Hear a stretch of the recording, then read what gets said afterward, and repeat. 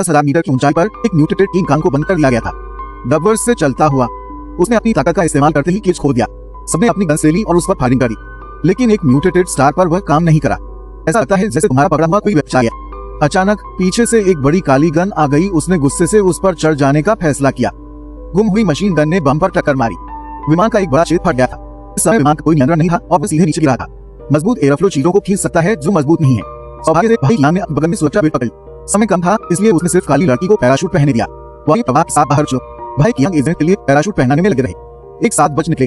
विमान गिरने के बाद वो टूट फूट हो गया, लेकिन खोज के बाद बड़े स्टार का कोई संकेत नहीं मिला। पैरों के निशान देखकर वह भाग चुका होगा। तो वो कहाँ भाग गया?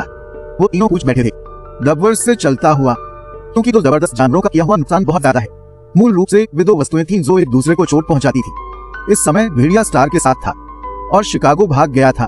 सेना को भी बुलाया है, ऐसा काली लड़की ने सेना को बताया, क्योंकि उन्होंने जीन में वेट सुपरसाउंड वेव जीन फंक्शन जोड़ा था, जिससे दोनों जानवरों को एक ही जगह पर बुलाया जा सकता है। लेकिन क्योंकि स्थिति बहुत जटिल थी, सेना सही गलत का फैसला नहीं कर पाई। क्योंकि बोलने की कोई पता ही नहीं है, तो उन्होंने एक विमान चुराया। शिकागो जाकर नुकसान बचाओ। डबवर्थ से पावर लिया गया। सभी स्पेशल फोर्सेज का बलिदान हो गया है। जब वे शिकागो पहुंचे, डबवर्थ से चलाया जा रहा है। इन 2 हिंसक जानवरों ने शहर को नष्ट करना शुरू कर दिया है। हेलीकॉप्टर को ऐसे काट दिया गया था। डबवर्थ से ताकत लेकर सेना को भारी हानि हुई है। हालांकि हेलीकॉप्टर पर जटलिन बिल्कुल पागल था। भेड़िया की म्यूटेटेड डिग्री बहुत खराब है, कांटों से भरा। भेड़िया की पूंछ सिर्फ एक आकस्मिक पानी है। विमान का सीधा नियंत्रण खत्म हो गया है। इन दोनों को कंट्रोल करने के लिए फायर पावर नहीं है।